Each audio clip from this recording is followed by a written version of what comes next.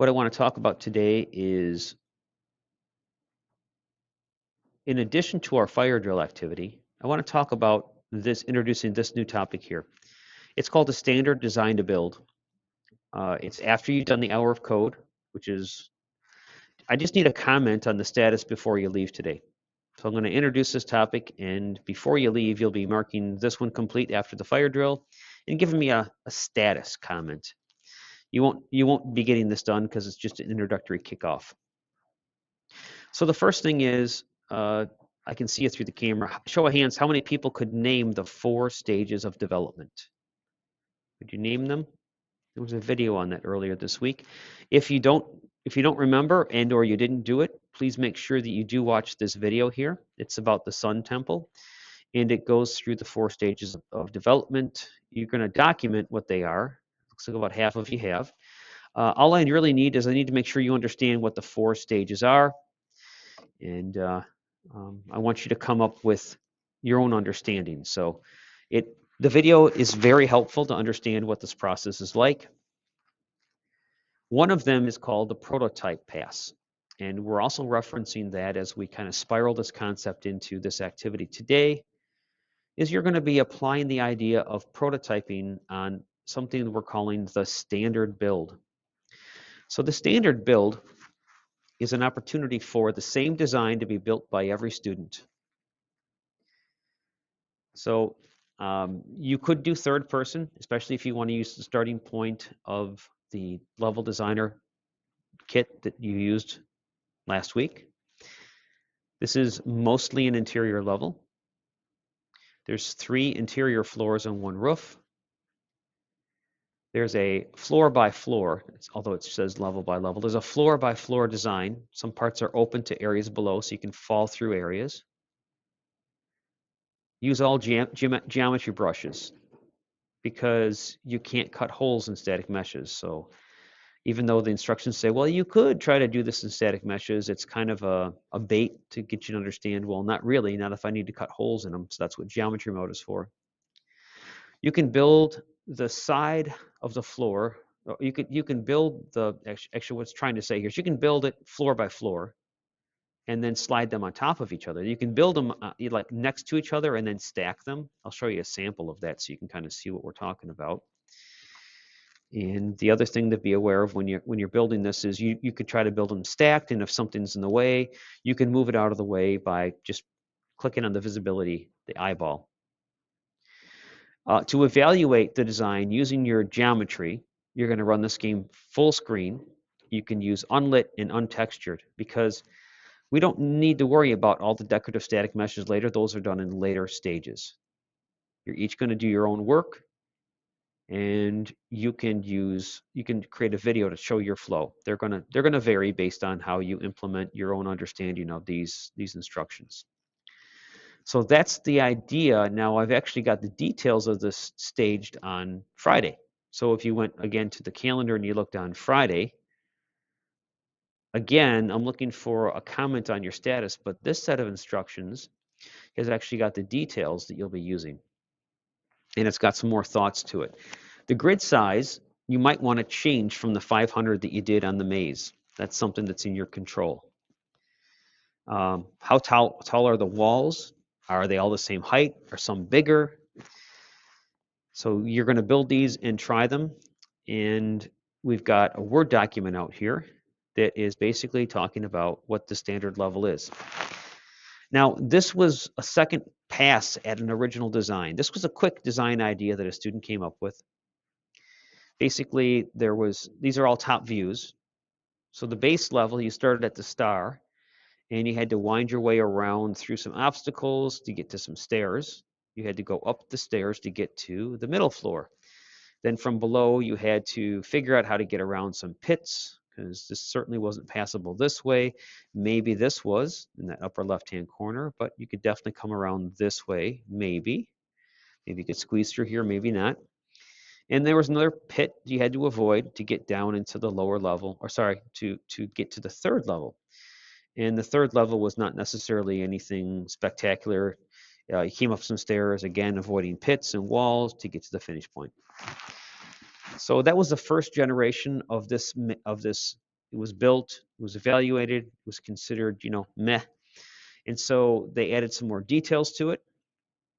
And in the more details, we end up with some more detailed floor plans that have kind of a blacked out approach using graph paper, so it's a little cleaner. Floor by floor, what each of these levels were. I've got printed out copies of these if you want to actually hold them in your hands. There's an order of these. What your assignment is to just do the prototype pass using basic meshes if you need to, but basically brushes is what we're practicing here. I want you to get practiced and accomplished at using your brush operations. Don't worry about the later ones. In other words, don't worry about a lighting pass or any of the final steps. Apparently, when I use the camera to wave back and forth, it minimizes the screen. Sorry, that's not my intention there. All right, so this is just an example of somebody else's level design, and we're going to start practicing where everybody's going to design their own levels, build their own levels, take another look at their designs, and then we're going to be passing those level designs around. So your level design will be offered to people in different sessions, and you will see designs from other sessions, people you probably don't know, and you get to pick which one you want to build. The result of that will be that hopefully your level's been built by somebody else and vice versa, and you'll both have examples of them. Here's a Word document I'd like to refer you to that kind of walks you through this process of building the level.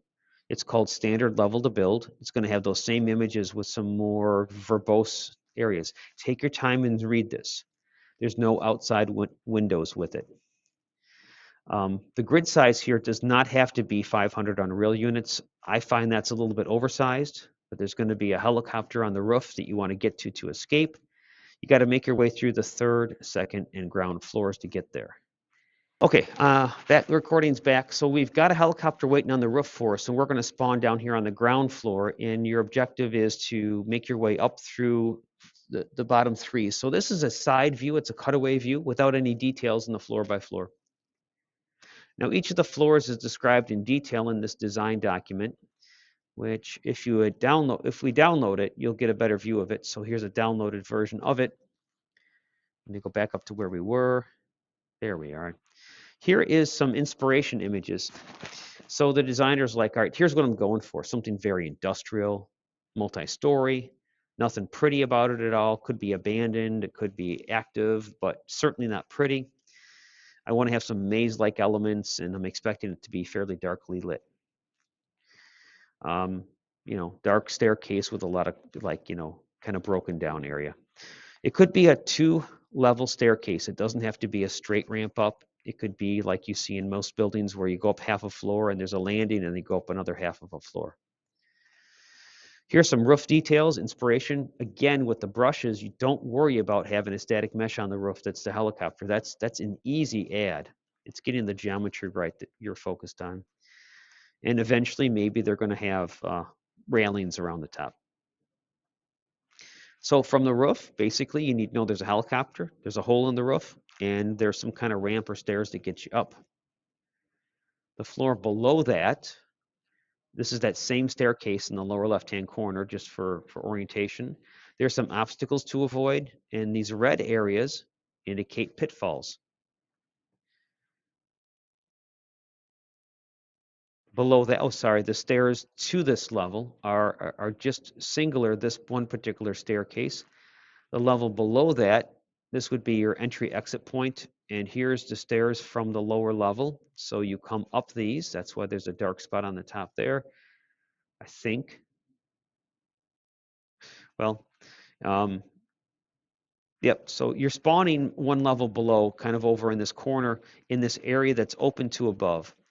So when you spawn down here, you actually, if you look up, you'd see walls. And if you were on the third floor, there'd be a pitfall. So if you fell, you'd fall through that floor, right through that hole, all the way down to the spawn, because it's open to above right there.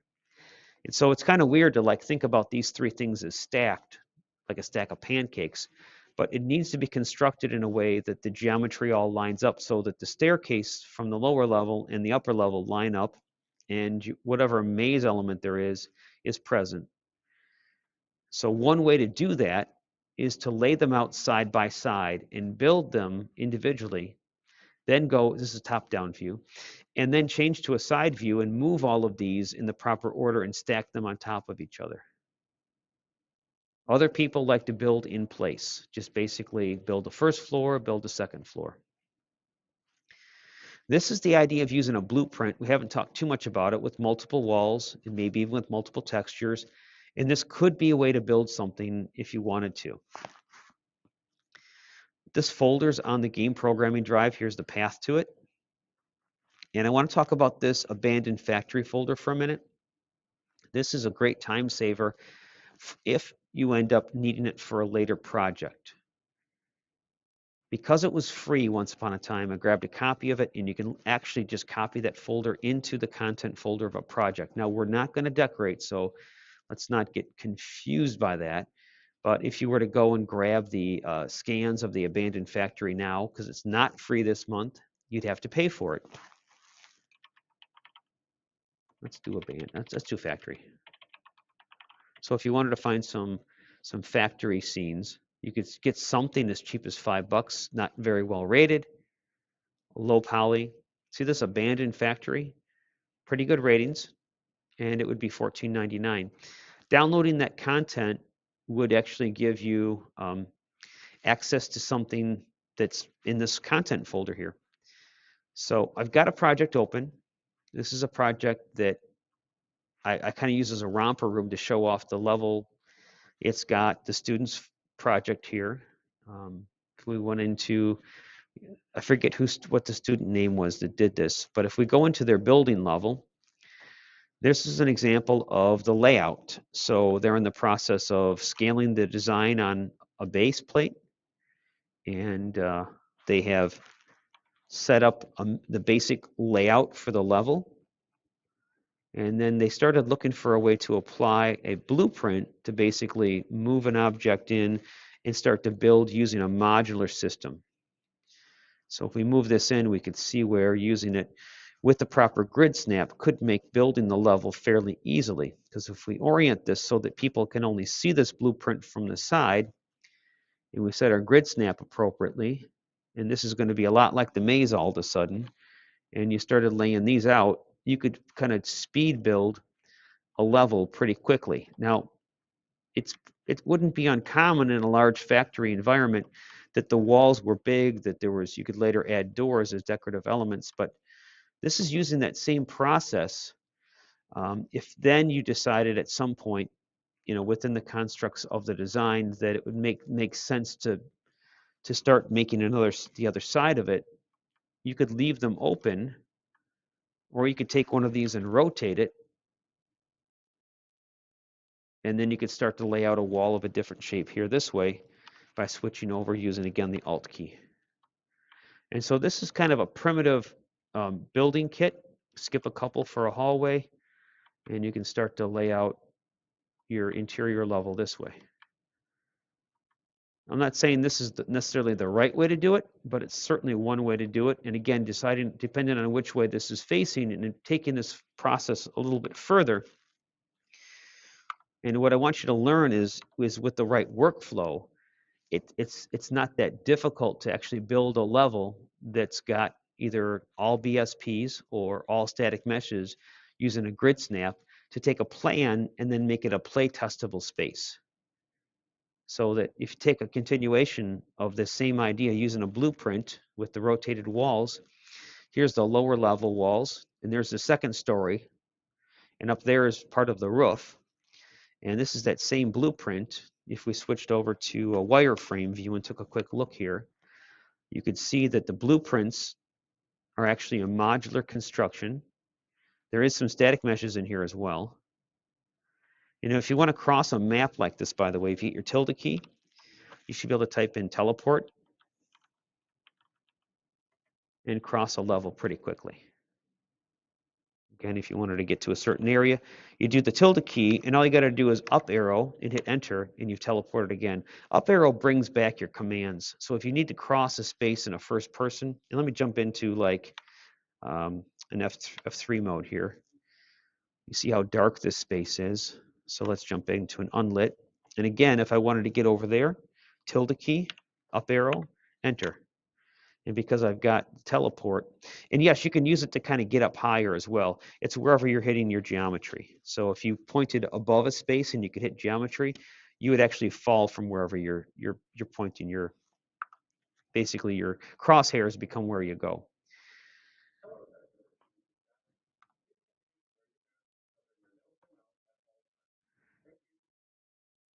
All right, so that's kind of the thing I want you to play with is using the design, build it and play test it. Let me show you again this process, which would be jumping the gun, but just so you understand it, the reason it's out there is if you decided you needed to use this abandoned factory content, and I happen to have it in my library so I can put a copy out, and that's what I did because time available, you could decorate this level. All you'd have to do is copy this into your content folder. Well, where's your content folder for a project? If you're in your project and you highlight the word content and you go here, you can say show, let's see here, show and Explorer. This is going to actually open up an Explorer window and get you right to it. So this is the abandoned factory that's available. And if you were to right click and say copy, and then go within your content folder, and then you were to paste it, it's going to start to copy this in. Now, the reason I don't want everyone to do this is if everybody grabs a 4 point whatever gigabyte project folder, it's a lot of content that you don't want to bring into a project just for the purposes of testing the play space. My opinion on this is a scaling probably would work better if you didn't use 500 per grid, but this is how it was designed. So you can apply that concept to figure out if you want to adjust the scaling one way or the other. You're not going to find a helicopter in this content pack if we take a look at the details of it here. So I've got it already in, I've already got it, so I don't need to download it again, but this is the kind of things you're going to find in this pack of content, arranged in scenes, more or less, broken out windows, steel girders, railroad trackish type things. A fan debatably stands out a bit more than maybe I'd like, but it's there. Some static meshes that are walls with destruction that you can rotate around. Same wall from a different angle, looks entirely different. There's 4 sides to it, of course. This peeling paint material, some of these props that can be thrown about and used to decorate a level. None of this is going to affect the way the game plays. It's just going to help reinforce the theme. Here's an implementation of a different lighting solution. Same content. And again, decorating your level is a later step. So what we're really focused on here is an exercise. It's practice in building geometry so that if we later decided to take this idea further, we would at least know that it plays well before we start decorating it up. And there's a little showcase of what this would look like with the sample level.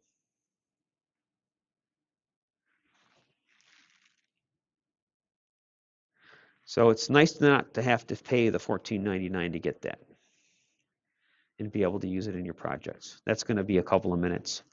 So the outcome for today, the first day, is report your status. Your status today might be something between, all right, we got introduced to the concept and we started looking over the layouts.